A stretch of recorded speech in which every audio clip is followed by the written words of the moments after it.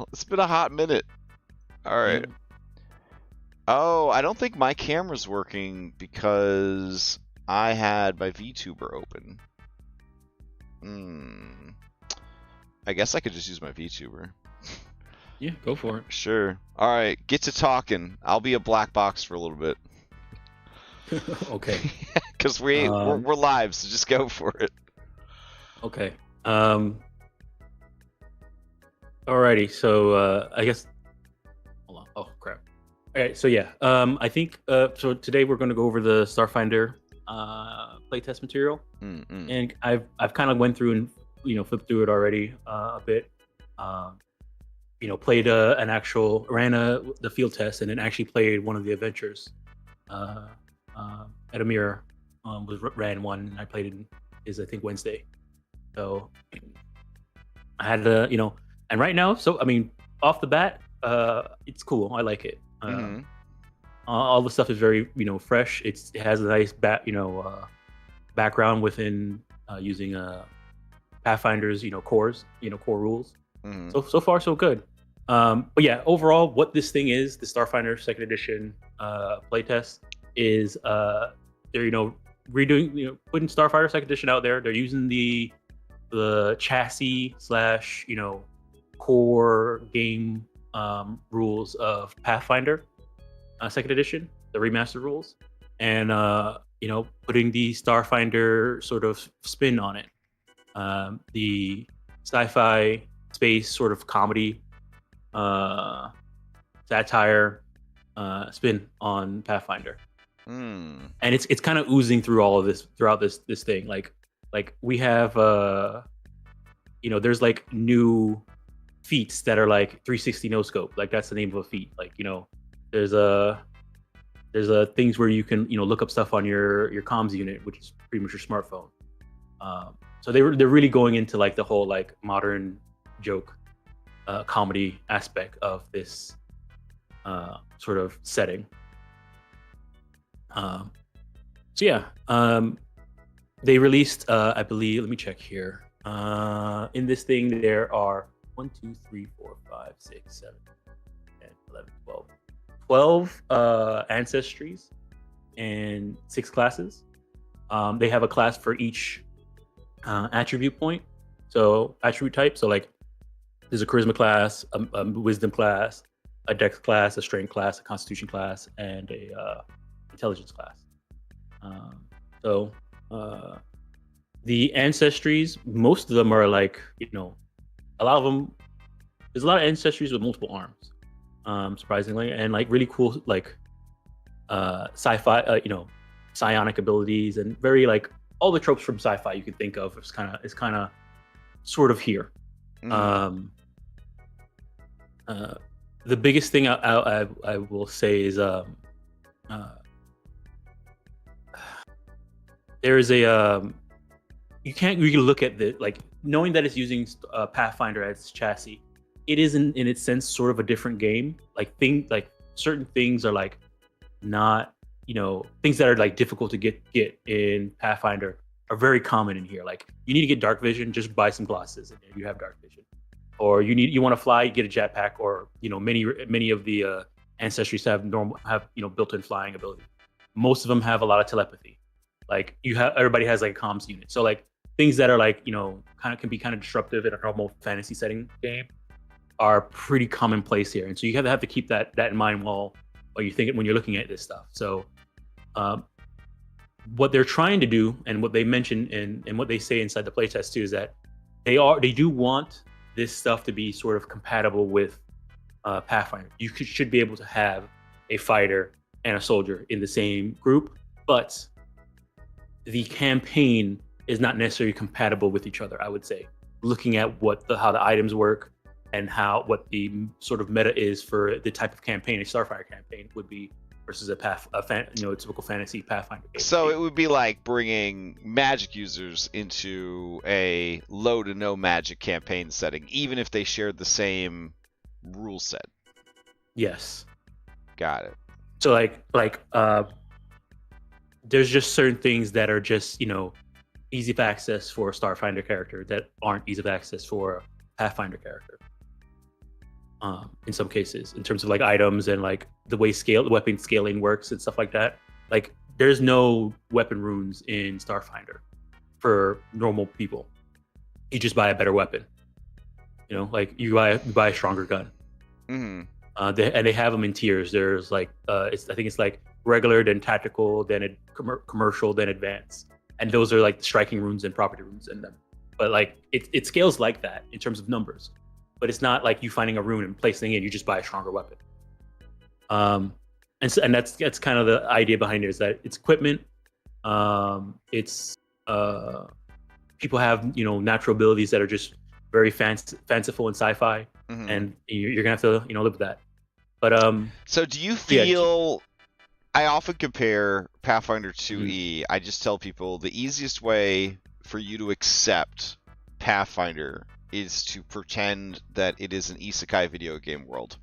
Like, do you feel that in the design for Starfinder 2nd edition, they once again really embraced like the board gamey, video gamey nature of things? Like they don't try not to be a game. Do you know what I'm saying?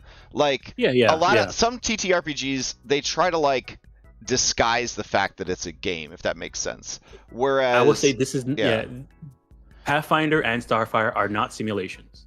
Right. Like they're like, you're here to play a game, and it's they understand gamey, their world, how their world works, and they lean into how their world works. Okay. Yeah. Not necessarily saying that it has to be a game, but they do understand that their world works like this, and they don't try and, you know, say their world doesn't work like this. The world works like how it works. Right. And everybody understands the world works how it works, and they're gonna lean into how the world works. Right, exactly. It's gonna be like, I'm a 5th level merchant, but I can get you some 7th level equipment. Like it's just that's the world. Do you know what I mean? Yeah. And then and like, you know, back in the background, that's the mechanics for it, and you can role play it as like, I'm gonna get you tactical equipment, or I'm gonna get you advanced equipment. Right. Which makes it a little bit easier in Starfinder, because nothing is like, you know, they had those tiers of like, okay, this is tactical, this is advanced, and they use that tier list for almost everything. Like all the weapons are tiered like that, all your armor's tiered like that. Like if you want to get better, you know, what is it? What's one of the armors?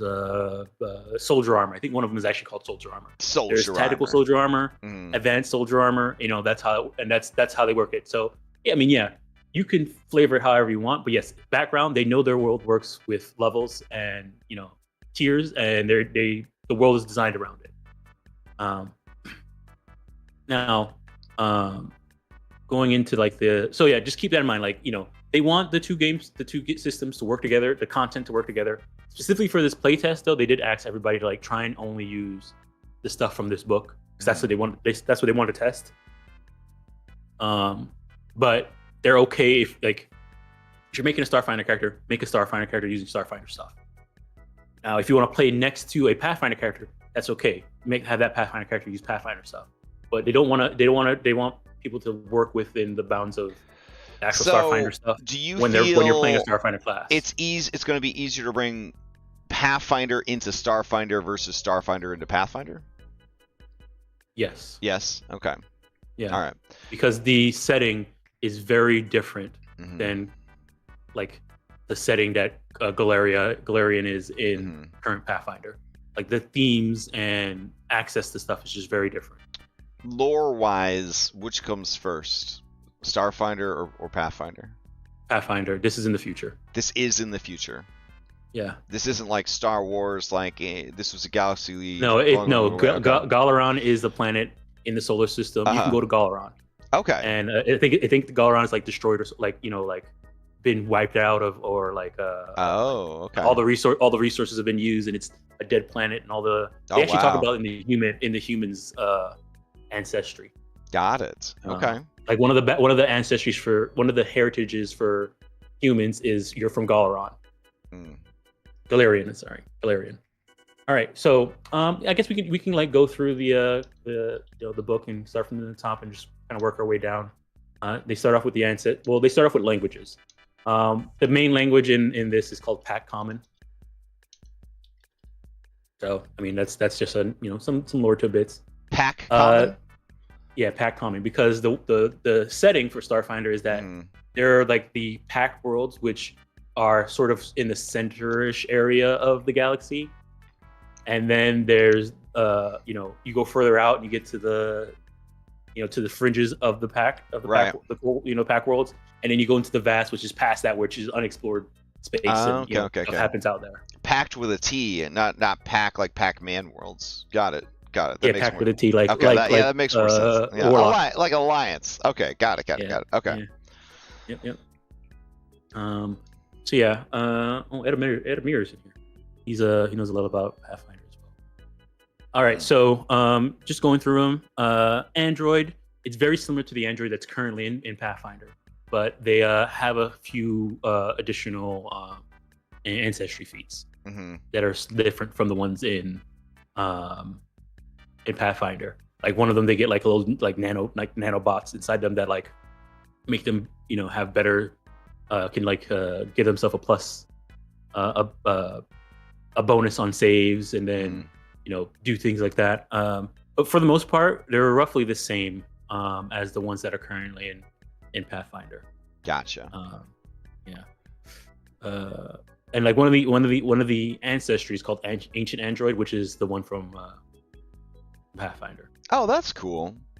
Yeah. I always thought that was kind of weird, right? Because Darby has done a lot of research into Iron Gods, which is a campaign that I intend to run eventually. And he and I have been talking about it and stuff. And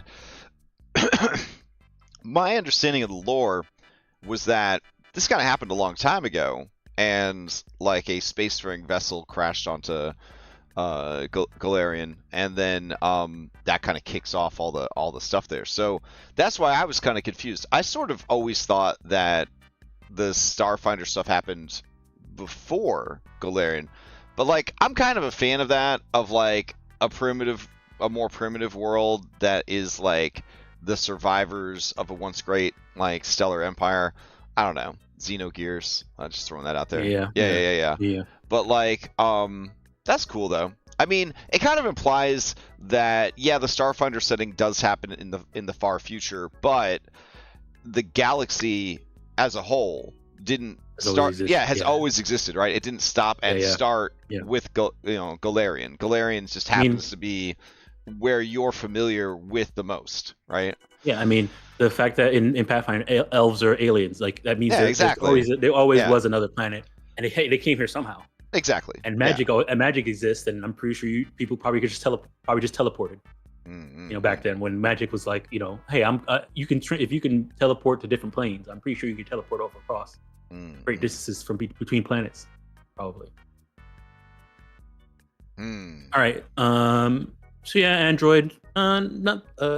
There's some pretty cool additional lore behind it. I haven't really looked into it too much, but for the most part, you've seen Android before. You've seen it here. It's not that much different. What are these things with all the arms? What are these? I've seen these things all over the place for Starfinder. What are these guys with the little fuzzy guys with the arms? Is this like space kobolds? What are these? They are the sort of the mascot for Starfinder. They're called a. Hold on. Oh man, we got a lot of activity in chat. People excited about Starfinder. Skittermanders. Okay. Yeah, Skittermanders. They're six-armed, small, very impressionable, very excitable creatures. So six arms. Think of a Pathfinder economy. Like what are we looking at with six arms? Okay, so the way they do multiple arms in this is that it's kind of like weapon sets, like arm sets. You only can ever have two arms active, but you can always spend one action to activate to switch out the two arms you have active. So you can think of this. You can think of this as that loadouts, right? Loadouts for your arms? Loadouts. Okay. But the action economy benefit of this is that you have you have six arms, so that's six things being held. Yeah. And say you need to switch out two things. Instead of spending two actions to switch out both hands, you spend one action to switch out both hands. Nice. Yeah, Stitch. So that's where your benefit is. It's definitely Stitch. Yeah, it's okay. Yeah. They're really happy-go-lucky Stitches. Nice. Okay. Yeah. If you scroll down to like their actual oh Oh, Cage. there's I think it's some playing poker or something. on 36. Oh no, they're playing Starfinder. Holy shit. They're playing Starfinder in Starfinder? Oh my god. All right. You could do that. I mean, there's one of the backgrounds you can get is a vid game stream. And I saw there was a spell that actually isekais you. Yeah. Oh my god. Yes, there's a spell that puts you. It's kind of it's a Whoa, a that ninth level or android's something like that. fucking cool. Yeah. Oh my god. All right. All right, what page are you on right now? Oh, I'm scrolling down. I'm on androids on page 8. Yeah, so that's androids. We got jellyfish. Yeah, so the jellyfish, they're pretty cool.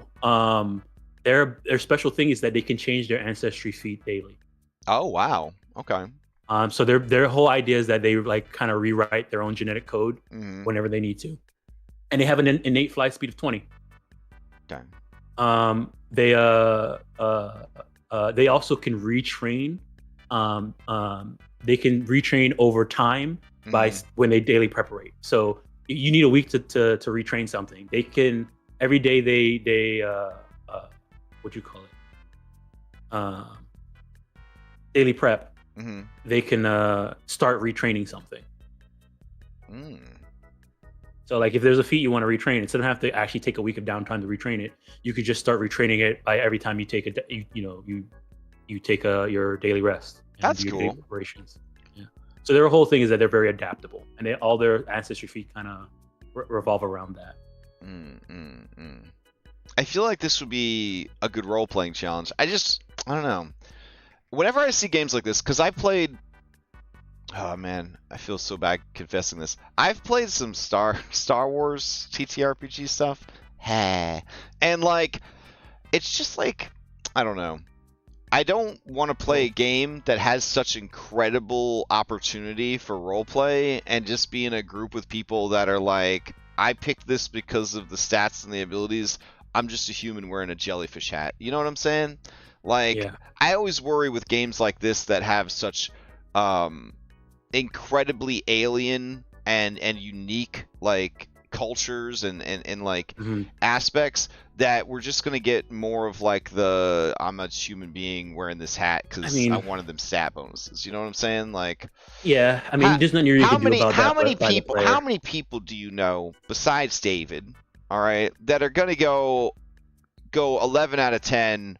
I'm a space jellyfish. Do you know what I'm saying? Like, I don't know too many players that are gonna pick this jellyfish because they want to be a jellyfish. They're gonna pick it because they want to have limited telepathy, genetic adaptation, and the ability to fucking fly. Like, so the benefit, the good thing about this is that that is not that unique with the ancestors here.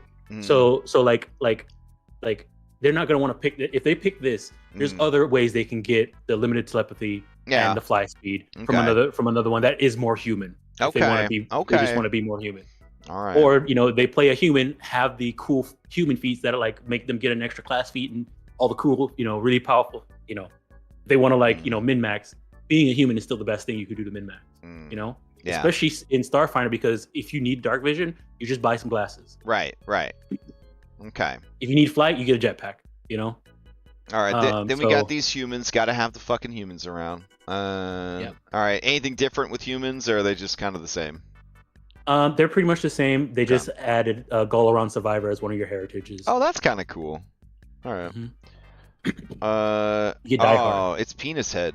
I remember these guys. By the way, I don't want to brag, but I played Starfinder First Edition, and I played 4 whole sessions, so I'm kind of an expert of First Edition. Yeah, it's just throwing it out there. That's more than mine. That's more than me right now. Yeah, exactly.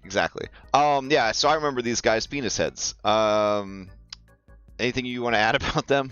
They have forearms also, so they have the set. Yeah, they have set. Yeah.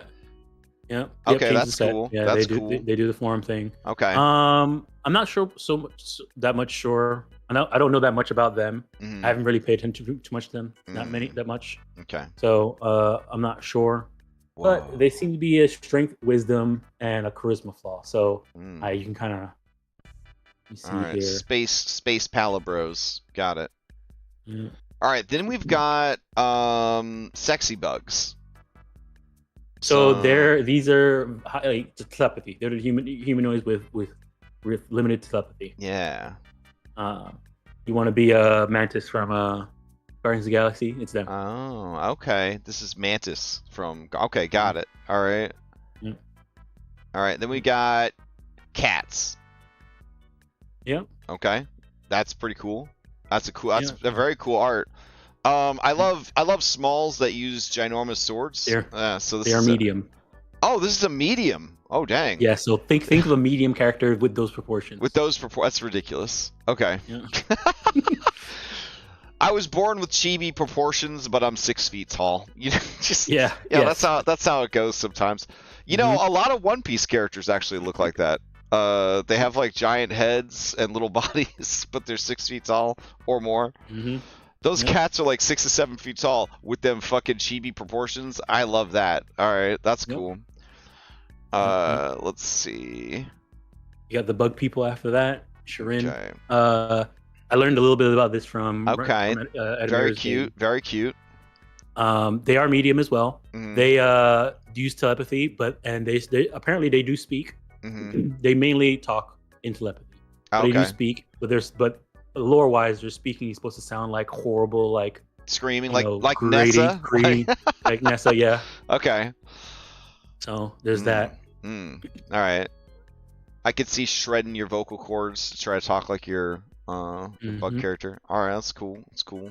And then we go down to our Skittermanders. Okay. Wow. She all dressed up like an 80s pop star. Okay.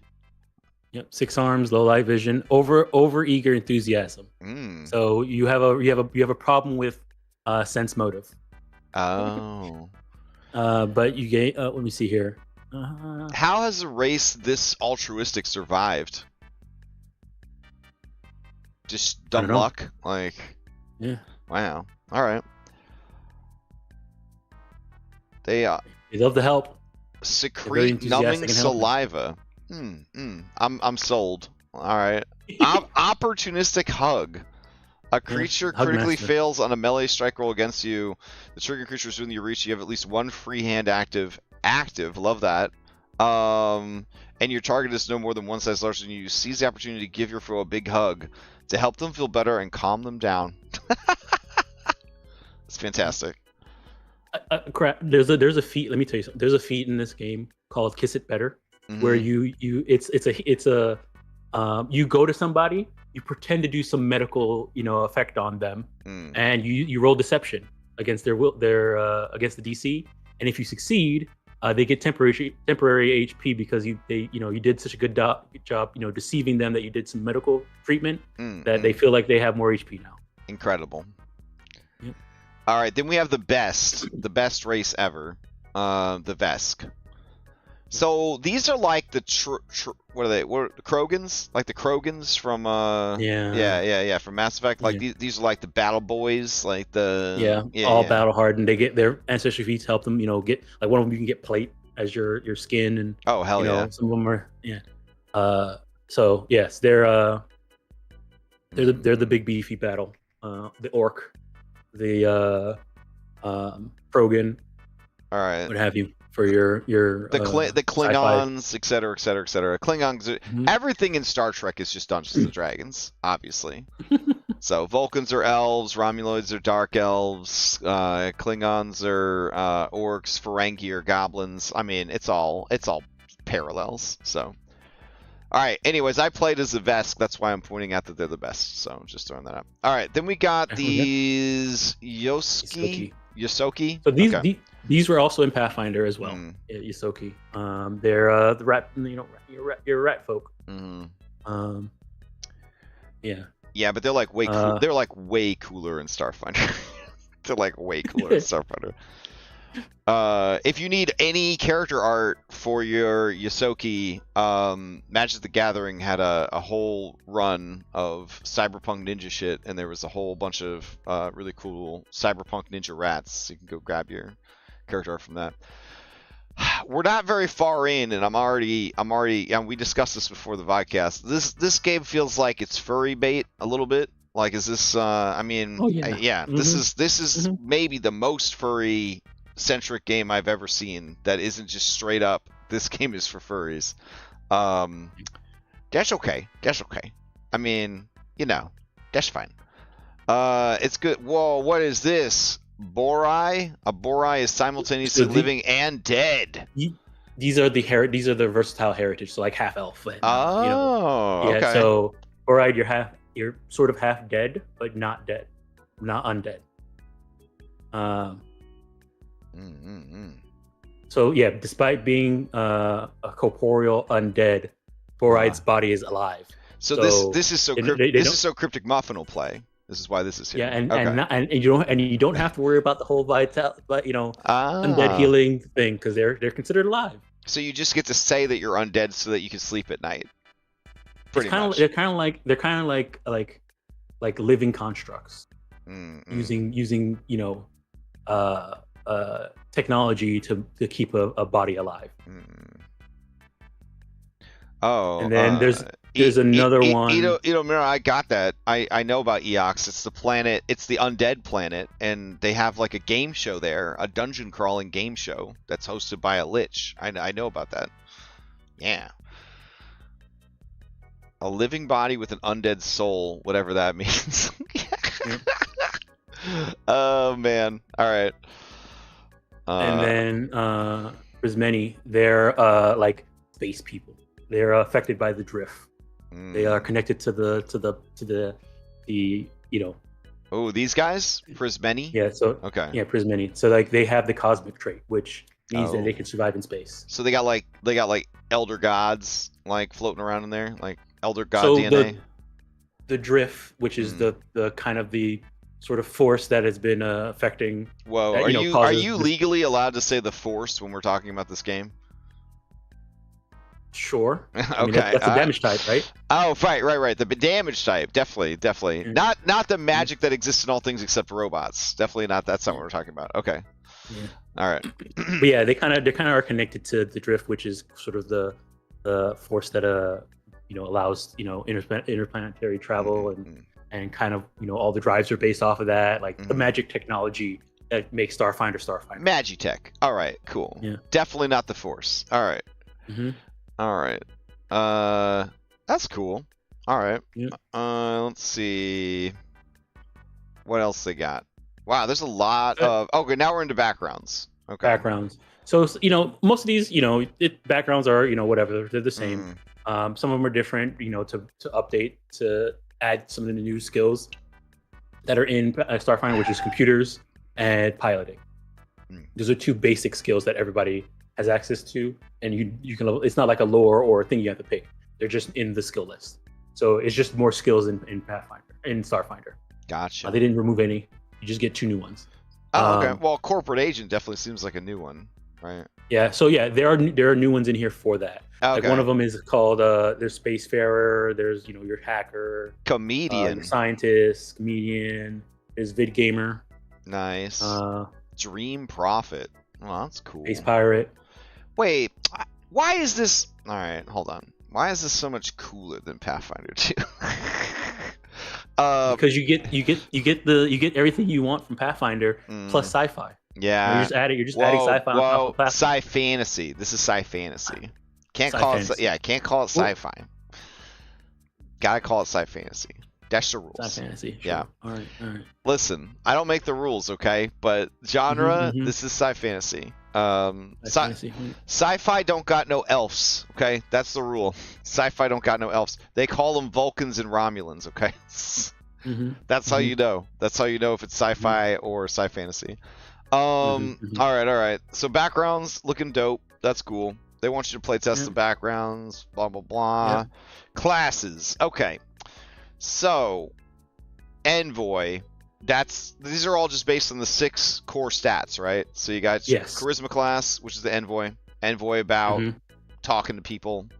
So you can think of Envoy as kind of a fusion between the skill like expertise of a rogue and the investigative abilities of an investigator.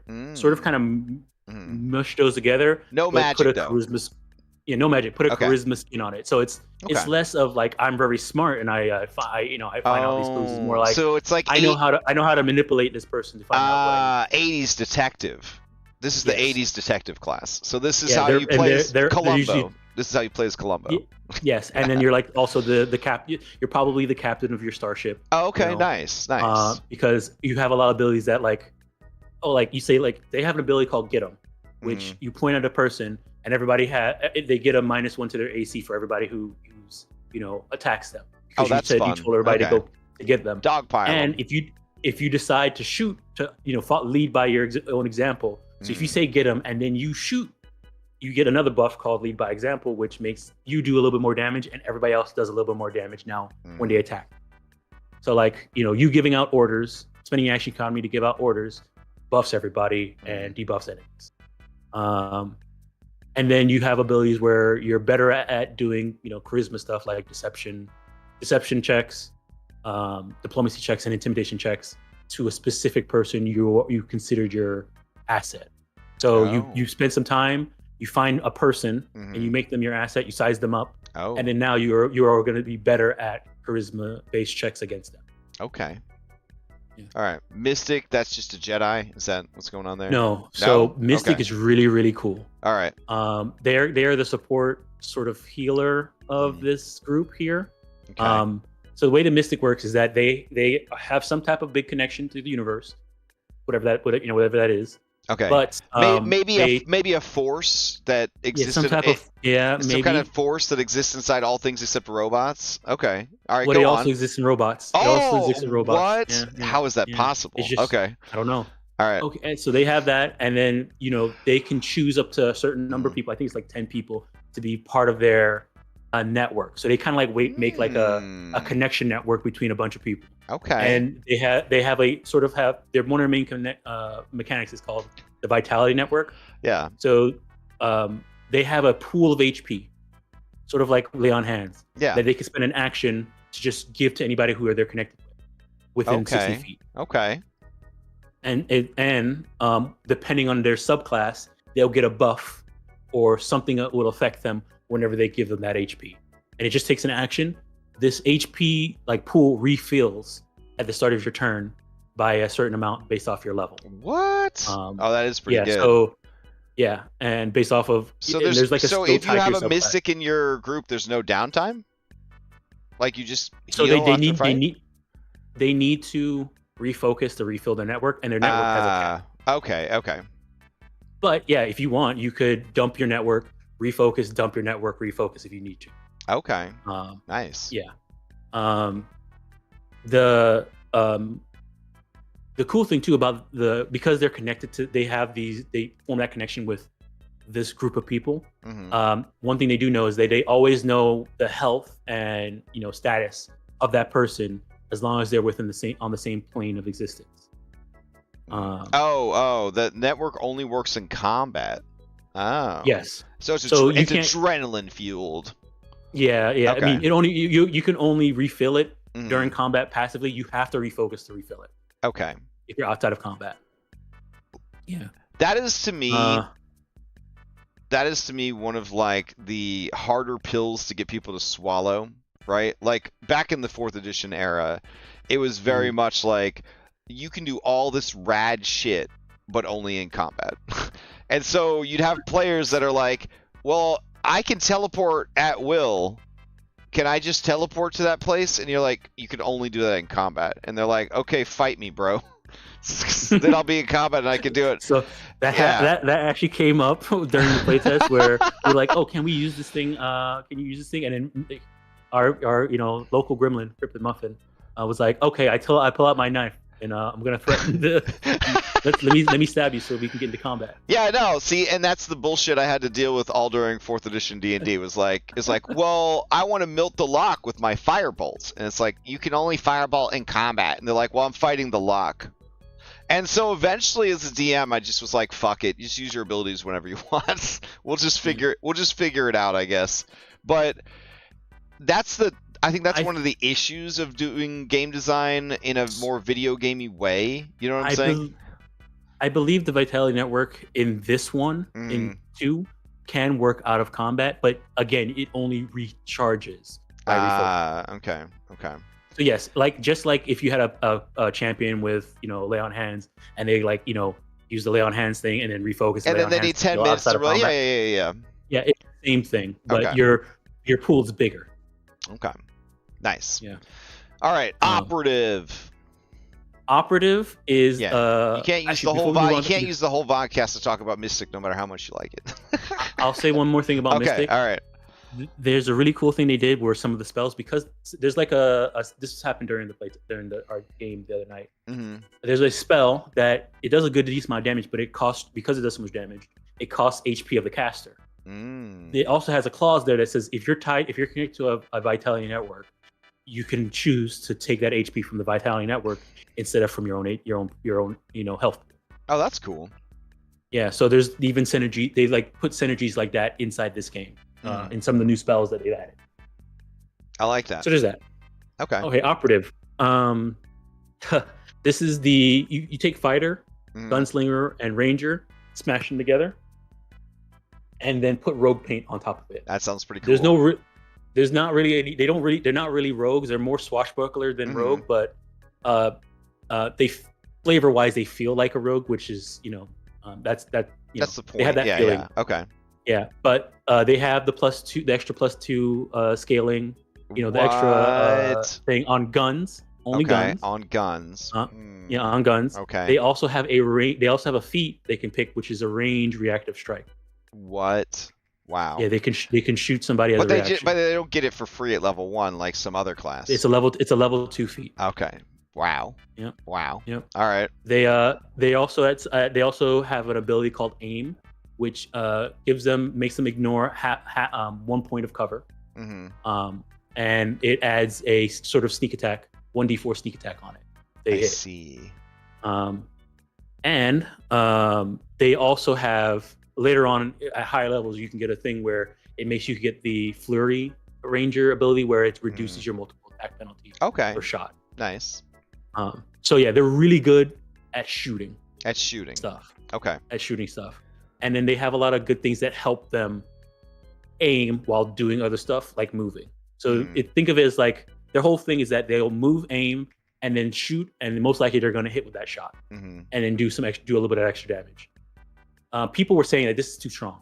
Like when people were looking at it when they first came out, everybody was saying this thing is just way too strong. I agree. After some people have played it a little bit, they realized that guns don't do a lot of damage because there's no dexterity bonus to guns. Yeah, there's no dexterity bonus. There's nothing like that. When they crit, it multiplies by 2, but you're still just rolling, a dice. So Starfinder guns don't crit like Pathfinder guns. No, not all of them. There's some of them that have that deadly, that fatal. There's like one gun that has the fatal trait. It's a sniper, which makes sense. It's a sniper, sniper. Okay. Yeah, and there's some guns that I think have deadly. So that it adds an extra just at the end. It doesn't multiply. It doesn't turn all of them into a big one. So no fatal. Okay. For the most part, there's only one with fatal. So if they travel to a primitive world and they picked up like a gunslinger, would that gunslinger actually be wrecking more face with their regular ass guns than with the space guns? Is that depends? So yes, in most cases, like if you took an operative to back in the day and then did that, the operative will probably be more mobile and like get around and like will be in the position to get those really beefy crits, and then also reactive strike, shoot people too. But couldn't an operative just pick up some regular ass guns from a primitive world and now they've got the best of both worlds? Yeah, I guess so. Yeah, like couldn't I make an operative and be like, my hobby is going to primitive worlds and collecting the guns from primitive worlds so that I could do 80 plus damage crits at level 3. Is that so they could do that route. I think one thing they did mention is, I don't know if they still have it here, they have this thing called the archaic trait, which is on all the old Pathfinder gear. And they had in the field test, I don't know if they have it anymore, but I know in the field test they had a thing where if you use an archaic weapon to shoot something that is Starfinder, that thing has damage resistance 10. That makes a lot of sense. Okay, that's kind of what I was fishing for, was like something like that. Okay. I don't know if it's still. I don't. I have to double check if they still have it in this book, because it was in the field test. I remember seeing it in the field test. I don't know if they still have it in this. Gotcha. Because it came up the other day. But yeah, they're highly mobile strikers. Like they move and aim, shoot and hit stuff when they shoot. And if somebody moves while they're aiming, they get shot. Okay. And their subclasses help them do stuff like that. All right. I'm curious what is left over for Soldier after hearing all the things that the Operative does. But let's talk about the Salarian. We'll get there. Yeah. All right. Salarian is your strength-based class. They're your the Solar Knight is the idea behind them.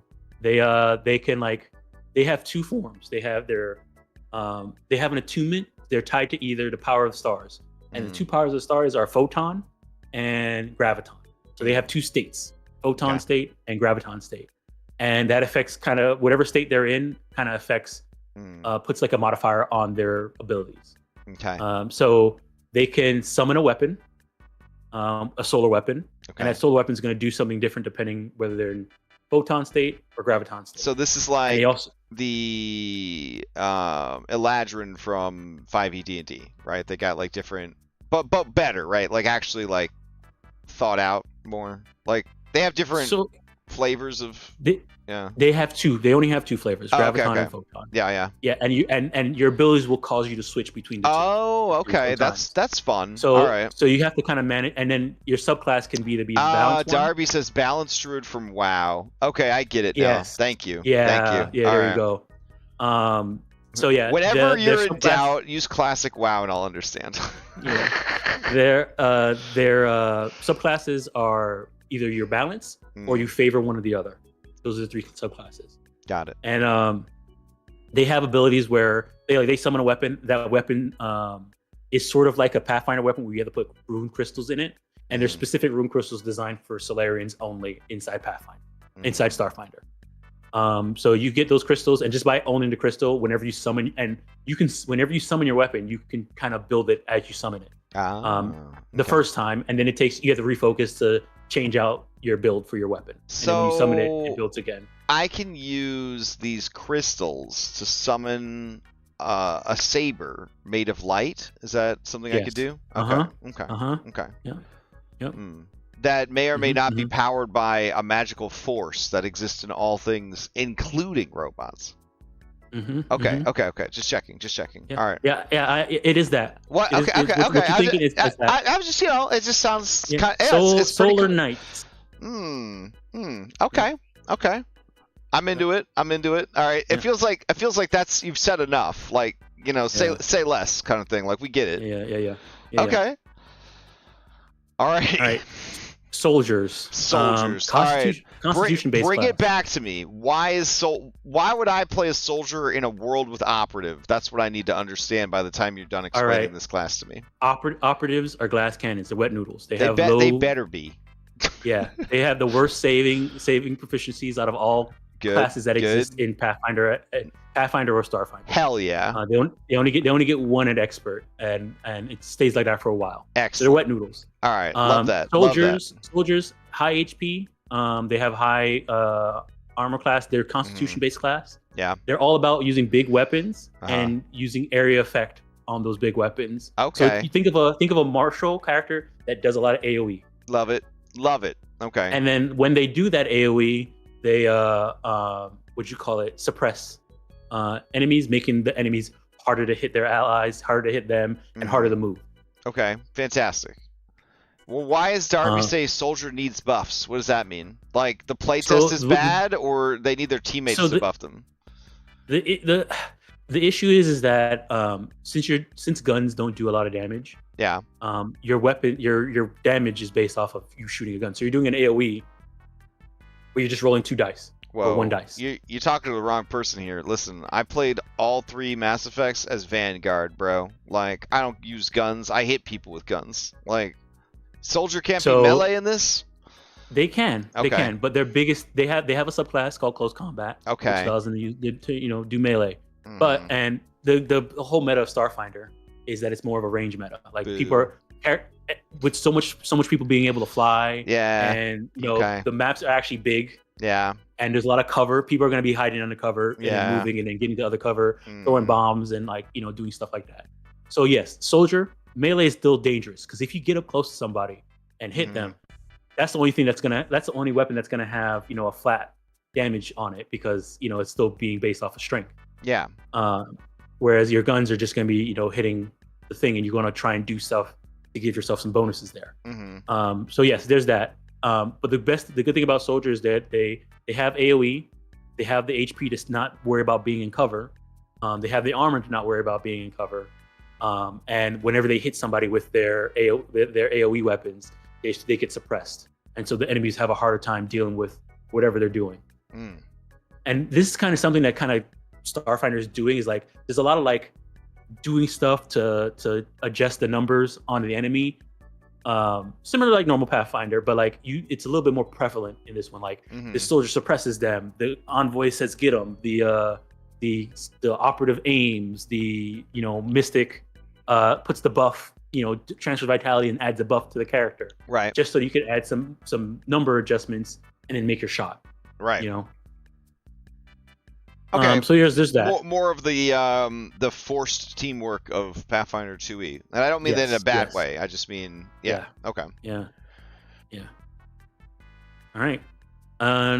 Moving on to Witch Warper. All right, this one's cool and weird. Okay. So the idea behind Witch Warpers is that they are sort of out warping reality. They're warped from reality. So like their subclass is some type of weird distortion they're related to. So like they are not necessarily part of this reality. They're part of a different one, but they're anchored here something. And one of think of Inception, how he has his totem. You have a totem as a Witch Warper. Oh, okay. To keep yourself grounded in this reality. And they have an ability called Touch Something Real, like to make yourself not think of kind of like Oracle, where they do stuff and they get a curse. Are all the Witch Warpers just people playing like a video game? So, I mean, yeah, maybe they're from a different reality. They fell into this world. Yeah. Wow. Okay. So the main thing they do is that they place a distortion field. They warp reality. They place like an area, and that area does something based off their subclass, and their abilities affects that area. So they have like a zone that they place down that they can move around. They have to sustain that zone, and then when they do stuff happens in that zone. Okay, so like Trafalgar Law from One Piece. They got like room power. They can just like this area. I'm in control of what happens in this area. Yes. Oh. Yeah. They place their zone. It's a I think a 10-foot burst. Nice. Radius burst. They place it down, and then they have a focus spell like warp terrain. All the terrain in there is difficult terrain for enemies and not difficult terrain for allies. Okay. Or the passive for the one that's there's one that's called Paradox. That's their subclass where they're considered in two different realities at all the same time. Oh damn! They're making it. Yeah. So in that case, their area, if anybody does a concentration tag ability inside their warp area, they have to do a flat check or it fails. So casting spells while you're inside, enemy casting spells in their warp area, then might fail casting that spell because that's their thing. That's some big brain creative design there. Yes, you're gonna. Okay. Yeah, it's really cool. And there's just all the casters here are spontaneous casters, so there's no preparing. You just pick your spells. Wow. Okay. Yeah. Okay. Yeah. All right. So having reviewed the 6 classes, not worrying about the subclasses here, I want to ask you. What are the top 3 Pathfinder classes that you think could easily fit in with these 6 classes and not outshine them, but also not fall behind them? Top 3 Pathfinder classes that you would add to these 6 classes. Let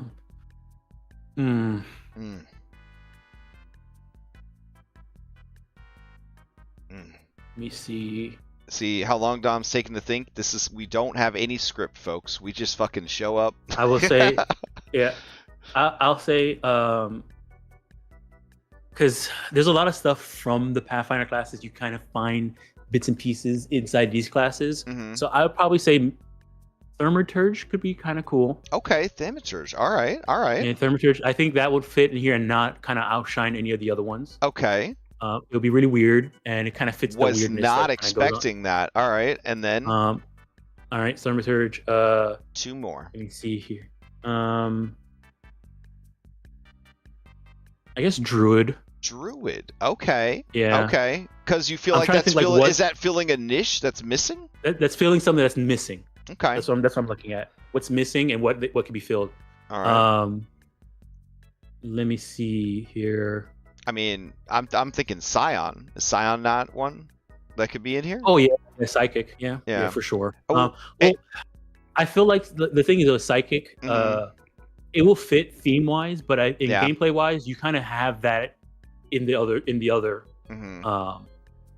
spellcasters. Oh, okay. Well, what about the one that everybody says they're gonna play but they never do? You know, the Avatar class that controls the fire. Kineticist, yeah. I feel like Kineticist might fit good, right? It didn't seem like anything was. Kineticist fit, yeah. Yeah, it could. Okay. I believe Kineticist could fit here. Yeah. Chat saying Rogue, Bard, Cleric, Oracle. The thing is, though, is that if you put a Rogue in, it's just going to compete with the Envoy. Is the Rogue going to compete with the Envoy, or is the Rogue going to be competing with the Operative? I guess it really depends on what kind of Rogue you build, right? It's going to be competing with the Envoy. With the Envoy? Yeah, because what the Rogue brings to a team is similar to what the Envoy brings to a team. Do you feel like the Pathfinder Rogue would outshine the Envoy? No, I don't think they would outshine, but they would be... the Rogue will be more versatile than the Envoy. Mm-hmm. But when the Envoy is doing the Envoy's thing, the Envoy is going to be better than the Rogue at it. Okay. Oh, okay. Darby clarifies. The question was, what can hold its own? So you think the Rogue, Bard, Cleric, Oracle from Edamira would be holding their own in the system? Champion will probably Champion would be a good. Yeah, that Champion's missing. Feels like Champion. Champion could be good. Well, yeah. Yeah. Yes. Because it will be the opposite side than of the soldier, and it's different than the Salarian. Yeah. Okay. I feel like Champion could probably fit.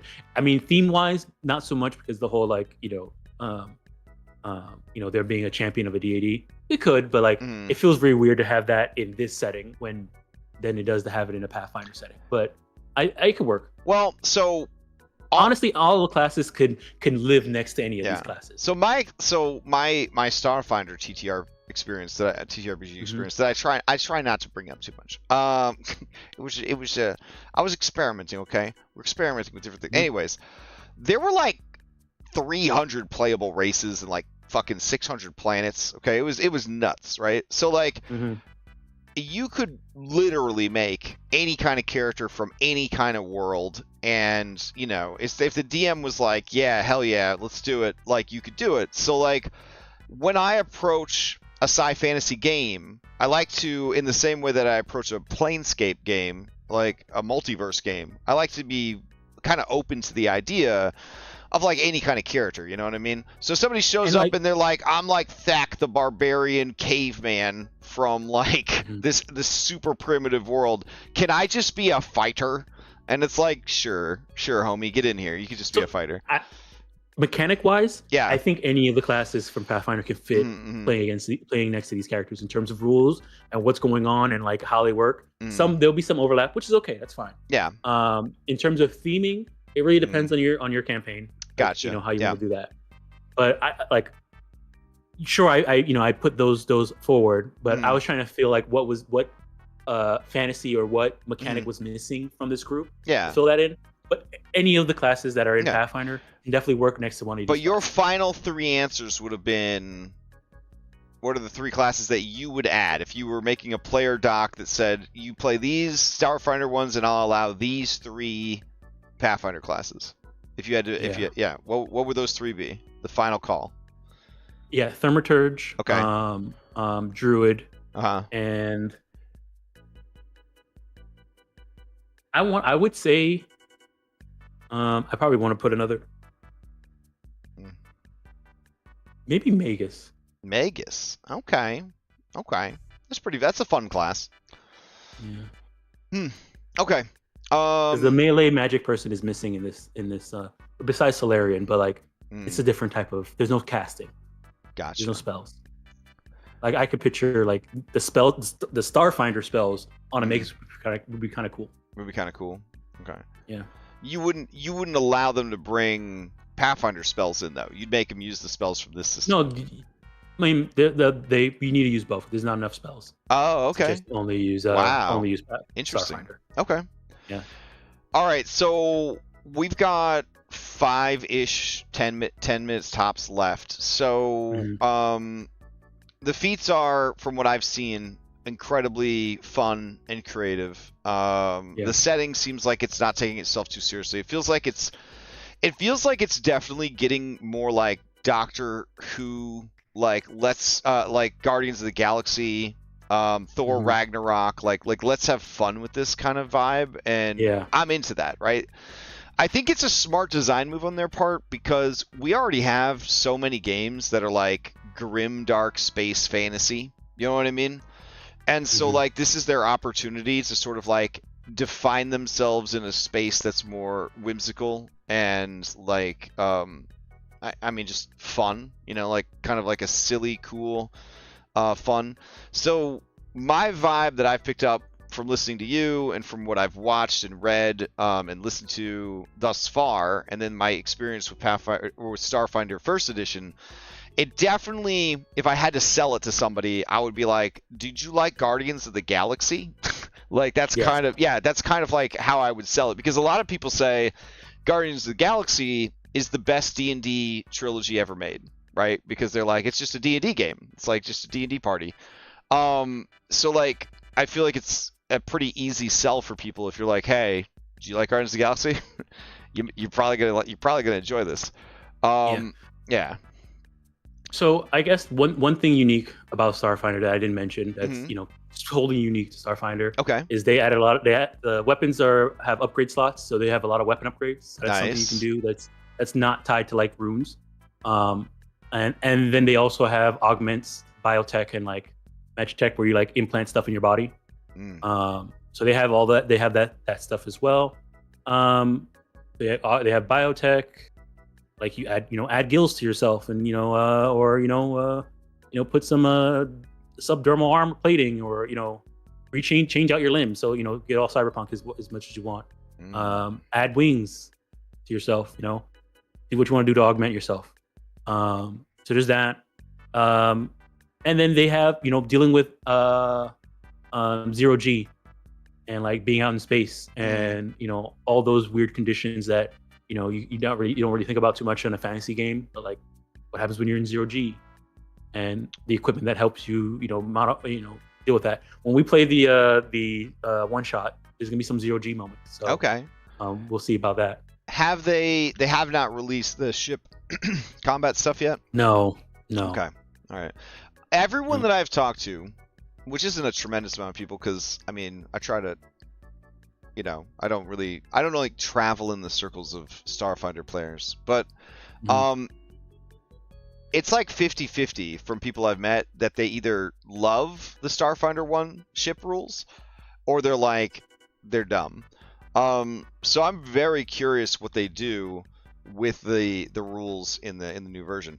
I was leaning more of like they're cool. Like I thought they were pretty neat. You had a hex-based grid and you had to like plan stuff out, and it was one of those things kind of like the Kingmaker rules where I think in theory when they were writing it, they were like, this is going to be awesome. But then in practice, if you haven't like considered ship combat when you build your character and your party, you might wind up in a ship battle where there's just people that did not take that into consideration when they built their character, and they have nothing to do during the ship battle. Yeah. So I'm hoping that the new ship battle rules take into account the fact that there might be players who didn't take into account the rules. Do you know what I mean? Like, yeah. Because we like in the games that I played, when we would get into ship combat, my character was an envoy, and so they they got to do all the captain stuff, right? Like they're like, yeah, ship combat's cool. But then you had a couple of characters that were like so hyper specialized at killing things, right? That they actually couldn't do anything useful in the ship battles. So yeah. Butler Log says, my Salarian in Starfinder 1 had literally no good skills for ship fighting and could only use a vaguely okay dex to air guns, or to aim guns. So, yeah. I know they made piloting in this game a dex skill. Mm-hmm. So, anything that has to do with piloting is going to be dex-based. Computers is int. I will say there's a little bit of ship stuff in the one-shot we're going to be we'll be playing. Not necessarily like controlling a ship, but like they kind of like, okay, we need to do this on the ship. This is how, these are the skills that you can do to do this thing, and they give you a good amount of options. So I'm thinking they're gonna lean towards the more skill challengey side of it with multiple options for skills to do stuff. I'm feeling they're gonna make a subsystem based off of how they're doing it. But they have not done anything yet. So far, what they said in the playtest is that, hey, if you're doing a homebrew game and there's some ship stuff you got to do a victory point skill challenge for now. Okay. See, I have a vested interest in these ship rules, so I hope they turn out really good. All right, my last question before we close out is, one of my ongoing dreams is to run a Voltron inspired TTRPG campaign, a homebrew Voltron inspired. I'm talking like the original 1980s Voltron, the Netflix reboot, which was pretty fucking good. But I want to do something like that, where like the 5 characters, and then they have to go and they have to go to these dungeons, and they have to find these armors, and they activate the armors, and then once they have all 5 armors, they make a big robot, and they use it to like stop like ancient god from taking over the galaxy or some shit. Like, do you think this system could be the system for that? Because Dark Matter was not the system. I looked over Dark Matter and I was like, nope, not gonna bother. 100. Yeah, 100%. I think so. 100%. I like that. Yeah. All right. Yeah. I will say, the last Starfinder 1 eventually released, the close out the system when he was a Pacific Rim giant robot. Nice. Game. So, I mean, if they were able to do it there, I don't see why they wouldn't be able to. Why they wouldn't put something similar. Like if that's a fantasy thing, like if that's a trope, a sci-fi trope they want to push in Starfinder. I hope they don't hold the kaiju mechs back for too long. You know what I'm saying? Or if they decide to hold back on the kaiju mech rules, that somebody in the community just throws it up onto Pathfinder Infinite or Starfinder Infinite or whatever. Because man, that's okay. I'd have a hard time not taking advantage of a rule set that could help me run my dream campaign, Voltron inspired sci fantasy. Oh, good stuff. I mean, maybe you should try and join that red Cobalt Lancer game. Oh, maybe. Except it's on Wednesdays, and I run a game on Wednesdays. Yeah. Oh well. Maybe if you guys have VODs, I'll listen to the VODs. But all right then. So it sounds like my take on this is you're into this. Like you're really into this. Oh yeah. I mean, I'm more of a sci fantasy than I am a normal fantasy person. So how do we break it to the rest of the Strength of Thousands group that you're going to cancel the campaign? Like I'm not canceling the campaign. Are you sure? I am sure. Okay, because I mean it's going to be like another 2 years, man. So I mean I understand if you just want to run Starfinder instead. I mean I'll be devastated. I'll be disappointed in you. More disappointed than when you broke my chair. So like. But I'll help you break the news to them. We're playing. We're Sure. We're finishing Strength of Thousands. So do you have an official statement for any Strength of Thousands players or fans that might be listening to this podcast to assuage their fears that you're not going to just cancel it to run Starfinder? I probably shouldn't be saying this. I'll say. There was a reason I picked Strength of Thousands for the game the system I wanted to play. Okay. All right, then I will provide a spoiler as well. The timing of the Starfinder revision is very fortuitous for the type of game I intend to run with Stolen Fate. Yes. Well, anyways, all right, cool. Then it sounds like we're both pretty interested in the Starfinder stuff. And I look forward to playtesting it next month during our Mythic hiatus. So, all right, cool. Well, thank you everybody in chat. I mean, good to see so much talk, so much interest in it. Hopefully we see a lot of this moving forward. A lot of great games and game systems coming out. So I think after 15 years of 5e, it's exciting to have so many fun and interesting options to try out over the next couple of years. So yeah. Oh yeah, Butler Lug, we're taking 4 weeks off from Mythic, which is kind of nuts, but it just has to be. Yes, that game is still going. Oh my god, this isn't about that. All right. Anyways, I hope everybody has a wonderful Friday night. Tomorrow morning we will resume play with Outlaws. Daybreak on Sunday. The last Mythic before the 4-week break. A rather fated encounter, you might say. Sunday night. And then yeah. Lots of stuff happening on the Discord. Lots of interesting stuff, people, all that jazz. All right. Thanks for hanging out, guys, and we'll see you next time. Alrighty, take care.